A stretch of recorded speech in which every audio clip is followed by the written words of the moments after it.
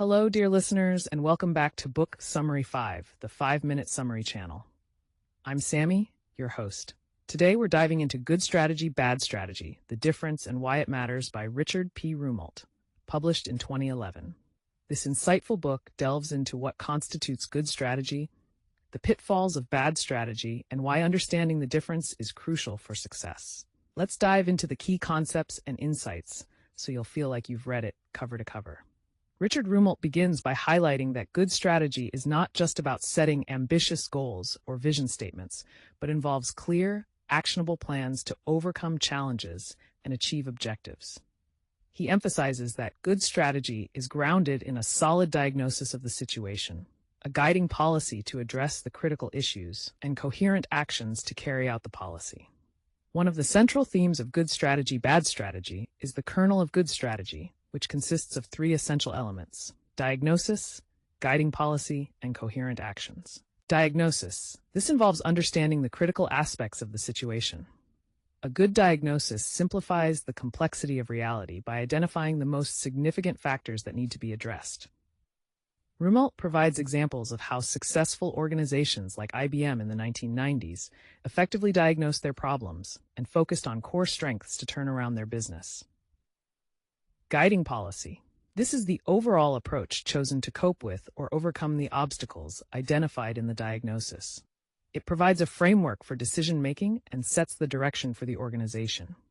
A good guiding policy addresses the critical issues and leverages the organization's strengths. For instance, Apple's focus on design and user experience is a guiding policy that has consistently set it apart from competitors. Coherent actions. These are the steps and initiatives that are designed to support the guiding policy. Coherent actions are not just a list of tasks, but are coordinated and interconnected activities that work together to achieve the strategic objective. Rumelt stresses that good strategy involves executing these actions with precision and consistency. In contrast, Rumelt describes bad strategy as a set of common pitfalls that organizations fall into, which often result from a lack of critical thinking and misunderstanding of what strategy truly entails. One of the primary characteristics of bad strategy is the fluff, vague, and superficial statements that sound good but lack substance. For example, a statement like, "We will be the best in the industry by providing excellent customer service," is too generic and does not provide a clear path to achieve the goal. Another hallmark of bad strategy is failure to face the problem. Organizations often avoid confronting the harsh realities of their situations, leading to strategies that do not address the core issues.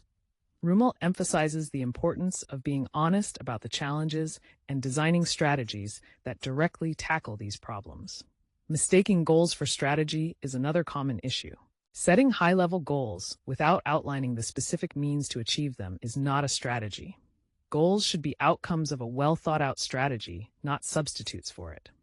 For instance, merely stating that a company aims to double its sales in 5 years without specifying how it will achieve this is an example of bad strategy. Rumelt also discusses the concept of strategic leverage, which involves focusing resources and efforts on the areas that will have the most significant impact. Good strategy identifies leverage points where the organization can concentrate its efforts to achieve outsized results. This contrasts with trying to spread resources thinly across many areas, which dilutes the impact and effectiveness. The book provides numerous case studies and real-world examples to illustrate the principles of good and bad strategy. One notable example is NVIDIA, which faced tough competition in the graphics chip industry. NVIDIA's strategy focused on developing superior technology and building strong relationships with game developers, leading to significant competitive advantages and market leadership. Another example is the turnaround of the City of Los Angeles port, which faced severe congestion and inefficiencies.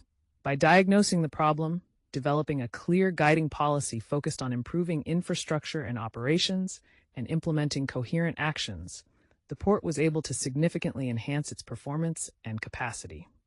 Rumelt concludes by emphasizing that strategy is about making choices and trade-offs. It involves deciding what not to do as much as what to do. Good strategy requires clear thinking, a deep understanding of the situation, and the courage to make tough decisions. In conclusion, good strategy, bad strategy, the difference and why it matters, offers a comprehensive guide to understanding and implementing effective strategy.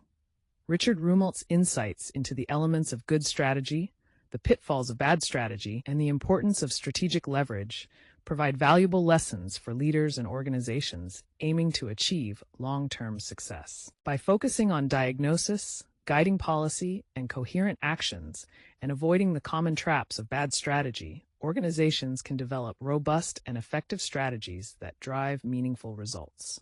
Thank you for tuning in to Book Summary 5, the 5-Minute Summary channel.